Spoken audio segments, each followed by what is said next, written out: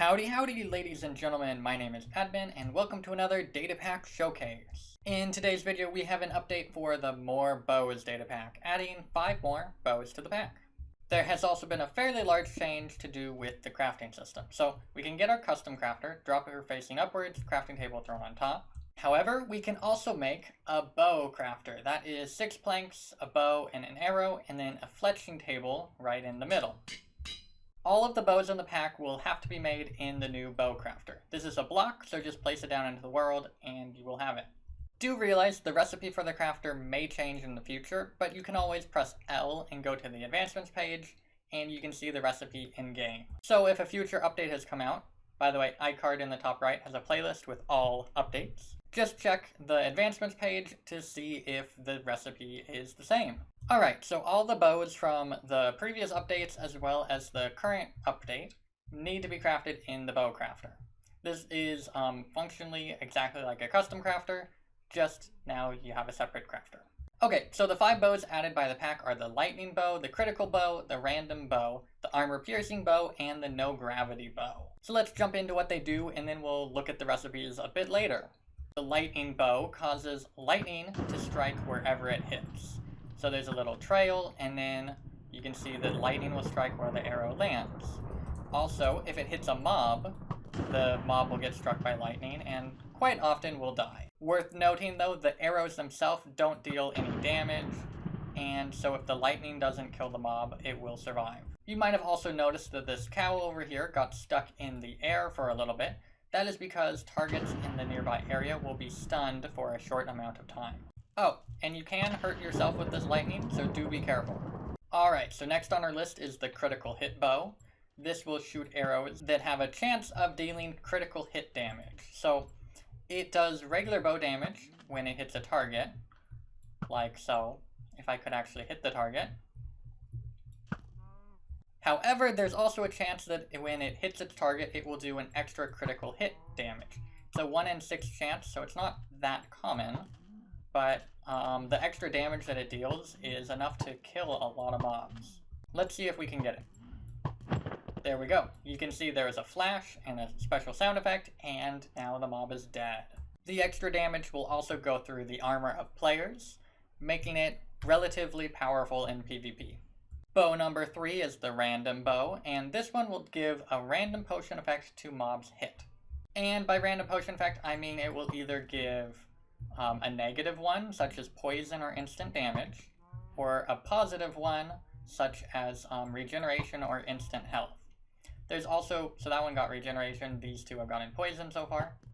You can see there's also some random colors when you shoot the arrows, and there's also random colors when they hit the mobs, just as like an extra added effect. Also, sometimes it will do nothing. And that one probably took instant damage, which is why it's dead. And so, yeah, this one is quite random. As for being useful, probably not, but maybe it's fun to troll your friends with. Next on the list is the armor piercing bow. So this bow will deal more damage to armored mobs. It deals regular damage to unarmored mobs. So as you can see, we can deal a decent amount of damage to these cows, and they should die in 2 hits if they stop moving around. We showcase this by shooting a husk. So if we shoot a husk, it will take 3 arrows to kill. However, if we summon a husk with a helmet, it will play a special sound effect and a bit of particles showing that there was a critical hit. It will still take 3 hits because it has the armor, but that's mostly because I didn't want it to be overpowered in PvP. We can shoot ourselves with an arrow and you'll see I'll take a little bit of damage. But if I put the helmet on and get hit, you'll see I will take a bit more damage. The reason why I didn't want to make this too powerful was because it ignores armor. So if I put on a full set of netherite armor, normally an arrow wouldn't deal any damage, but you'll see I'll still take the 2.5 hearts. And so this is quite powerful, especially the more armored your target is, the more useful this bow would be. Alright, and finally we have the no gravity bow. So this one's pretty self-explanatory. Arrows shot by it will travel in a perfectly straight line. It makes shooting targets from afar really easy, especially when they're not moving. And overall, it makes shooting your target pretty easy. Of course, arrows that are shot into the air will not land, and so after about 30 seconds or so, you'll see that they will disappear.